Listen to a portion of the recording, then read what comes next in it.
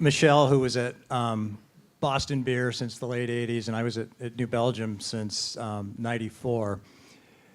We were talking about, we've been doing small since before a lot of you were even born. I started at New Belgium in 94 at 30,000 barrels, and I left there when it was 750,000 barrels.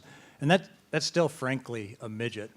And for the bulk of the time I was at New Belgium, we feared the big, iconic brands of beer.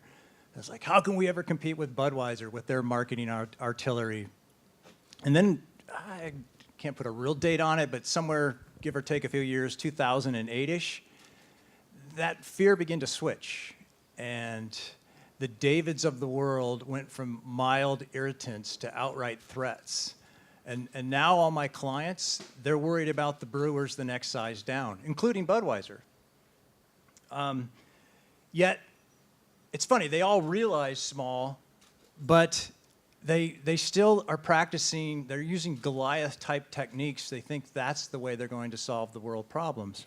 And I even have clients that are killing it with small that still do the sacred cows of big.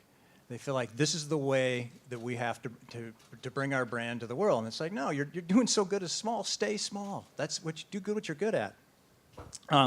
So I set out to find proof, and this started about 2.5 years ago, that small is not accidental, it's not temporary, and it's not fleeting. It's going to stick around, and neither is it limiting.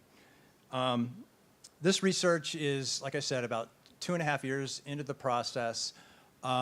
It's qualitative, quantitative, but mostly it's founded on about 300 ethnographic interviews with people just like you and me who like beer, coffee, spirits, kombucha. They love to drink, and they love to talk about the brands that are out there. And what I found out of this is there's these cultural shifts that are going on that we're going to talk about here. They're fundamentally changing the way we consume, the way and the way we interact with brands. So here's a quick story of why I study consumerism as a cultural activity. This brand right here was a private label that was about ready to be discontinued. And in the world of beer, and it's true of beverages, and it's really true of anything out there these days, product innovation is fast duplicated by your customers. You come out with a Goza beer, and you're going to have 50 competitors before the end of the week. It takes cultural innovation, I believe, to have real staying power. So this beer that was about to be discontinued is now the fastest growing beer in the US market. And that's thanks to a cultural brand strategy that we wrote for it. This is 805 beer. It's the #3 beer in Southern California, and it has more tap handles here in this part of the state than the Goliath Bud Light. So small is no longer about size, and it's about these shifting cultural values. So I want to share what we unearthed. First of all, the root causes. These are the ball bearings underneath these shifting cultural plates. And of course, millennials are on here because we have to blame millennials for everything. And as Nick pointed out earlier, technology is something that we should fear. But I would argue that technology is fundamentally changing how and what we shop for, but it's not changing why we shop. Because we're not computer processors, we're still social animals. I would say that it's culture that's changing why we shop. And they're melting demographics, increased populations, and then brands themselves are changing why we shop. Brands are as much a creature of culture as they are creators of culture. So this shift is a marketing game changer. I mean, there's research out there well beyond the research that we've done that shows that the great idea of individualism, what it means to be a rugged individualist, a creative rebel, a soulful artisan, the wise sage, all these iconic brand positions that people have built their brands around. It's like consumers aren't really looking for that anymore. They're much more into what we've termed connectivism. It's the idea of self being defined within the community. It's the individualism as a myriad of connections. But yet brands don't really understand this. They're still trying to build brands on this iconic pedestal when people really just want brands that can pull a seat up at the table and join them, connect with them. In small brands, they fit this intuitively. I mean, they realize that it takes a village to raise a brand. And there's no better example of this than in craft beer. And I don't know about you guys, but where I was sitting, I couldn't read the board, so I'm going to read these quotes to you. This is all from research last year. And we heard, these are just some surmises of some of the better ones out there.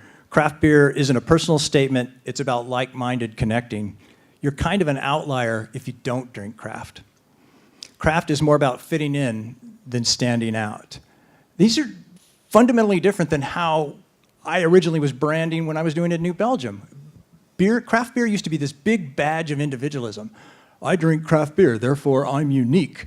You know, you would have your arrogant bastard in front of you and showing everybody that, look, I'm drinking arrogant bastard. You're too cheap, that's why you won't drink it. And now that's completely changed. It's like these people today are using craft beer as this enabler of connectivism. Second big change is that the idea of the career experience going to living experiences. And this is a ginormous one in that when you ask a Gen X or a baby boomer, tell me a little bit about yourself. You know, if I asked Townsend, he'd say, I'm an investment banker, or I'm a craft brewer, or in my case, you know, I'm a brand strategist, whatever the hell that is. Yeah. But you ask a millennial what they do, and you hear about their life experiences, what they love to do, their creative endeavors, where they're traveling to, what they aspire to be is more important than what they're actually concretely doing. And job is often just a means to an end. And that's once again a fundamental change for marketers to understand. I mean, the big reaction to that is that we need a millennial-focused marketing campaign that is some derivative of #ChaseYourDreams. And it's not that that's a wrong reaction, but it's just not particularly believable to the millennial or the baby boomer. Small, meanwhile, offers living, contextual life experiences with people. The brand video that's been playing is a tequila company based here in the U.S., but they're going to build a tasting experience in Little Sahuarito, Mexico, which the ROI from big, they would never play there. It's like, oh, we can't do that. There's no return on investment in that. Yet, I think it will be an immense boost to their brand for Suerte Tequila.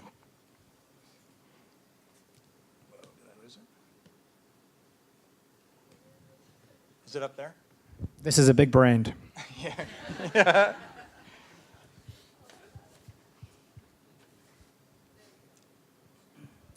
That's not the slide I wanted. Oh, shit.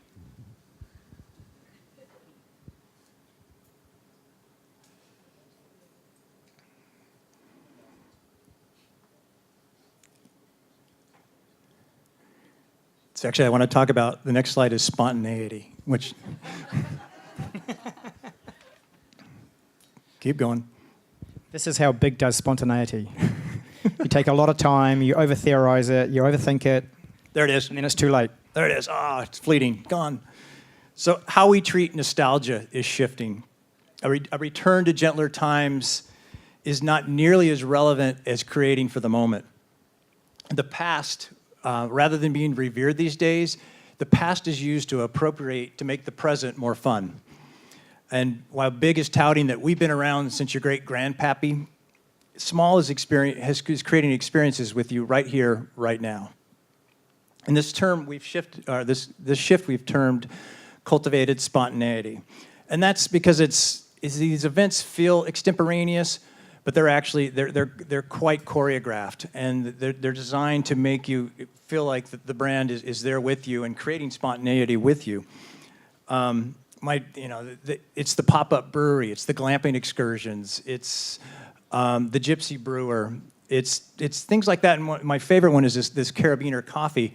These are guys that have made a business by appropriating old VW vans And they go to the parking lots of various climbing routes, and they give our climbers there, espressos and pour over coffees as they're coming off of after a good day at the climb or heading out to their climb. And the final shift is the one that, if you believe in climate change, is related to how we consume. This one can't happen fast enough. It's the idea that we have to become, or people are becoming slowly more conscious about the way they consume. I don't think I wish every company was as committed, as honest as to doing this kind of work and forcing people to become better consumers.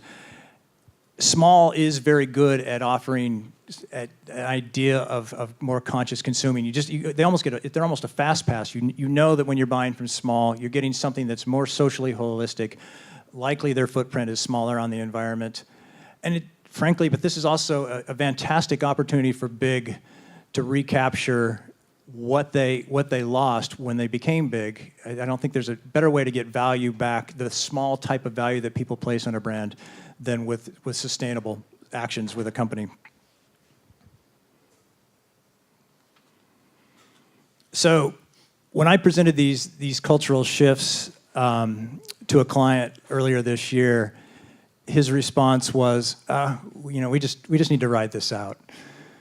It's like, ironically, his name's David. I said, no, David, we can't. It's that, David.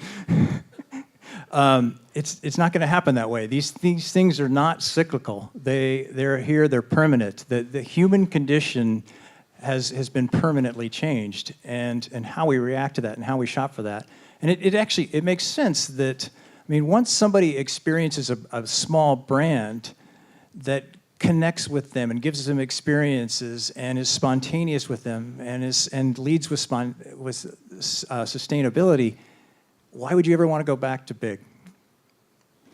Thanks.